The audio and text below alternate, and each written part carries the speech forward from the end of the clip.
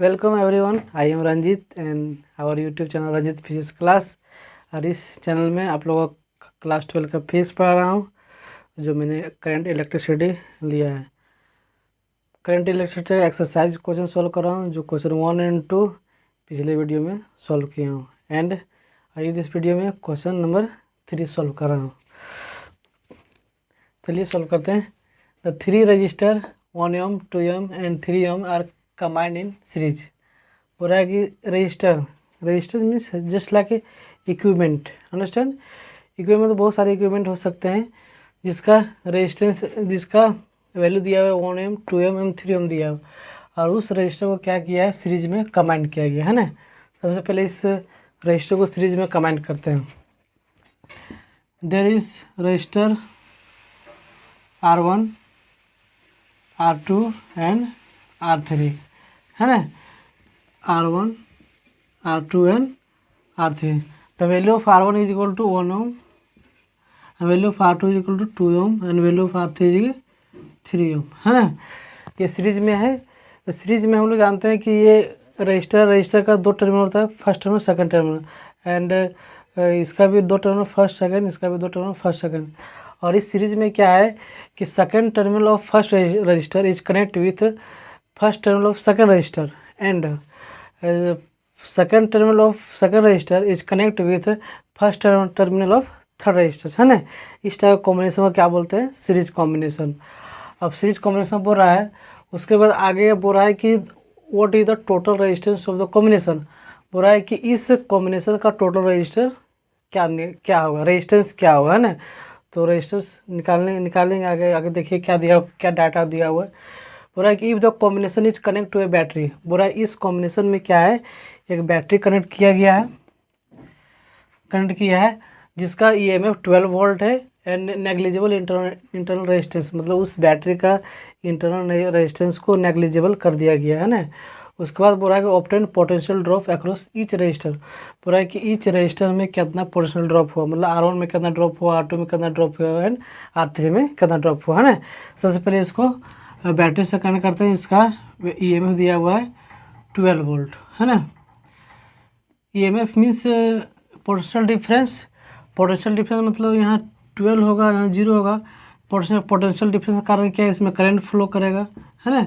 ये सब बेसिक चीज़ हमको पता होना चाहिए। मतलब करंट फ्लो कैसे होता है, पोटेंशियल डिफरेंस कारण होता है।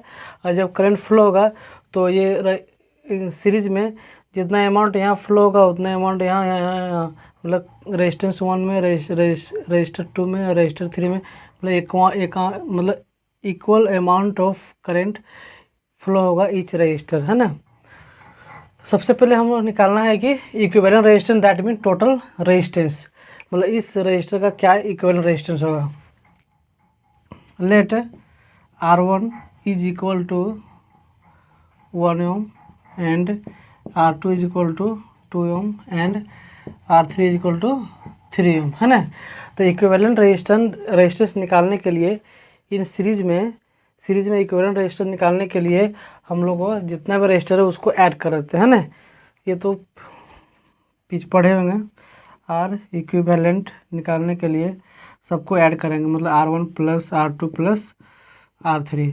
सो value of R1 is equal to 1, value of R2 is equal to 2, value of R3 is equal to 3, that mean 6 ohm। So equivalent resistance of R1, R2, R3 का value कितना हुआ, 6 ohm। सो इसको ऐसे modify कर सकते हैं, 6 ohm होगा, ये 12 होगा।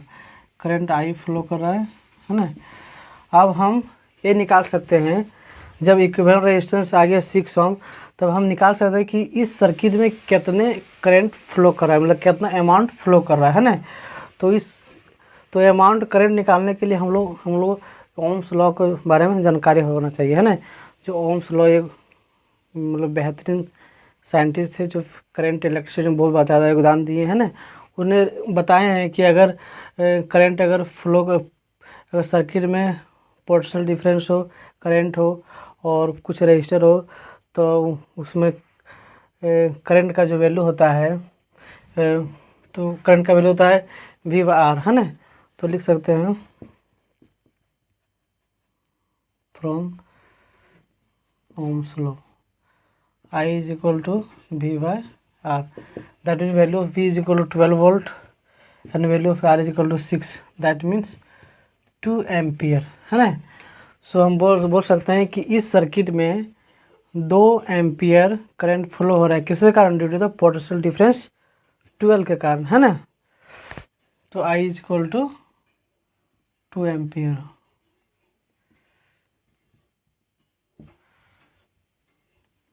अंडरस्टैंड। अब हमको पता चला गया कि इस सर्किट का पोटेंशियल डिफरेंस 12 है, इसमें करंट आई फ्लो हो रहा है ना। तो हम करंट अगर सीरीज में अगर आई फ्लो हो रहा है तो हम बोल सकते हैं कि प्रत्येक रजिस्टर में equal amount of current flow हो रहा है ना।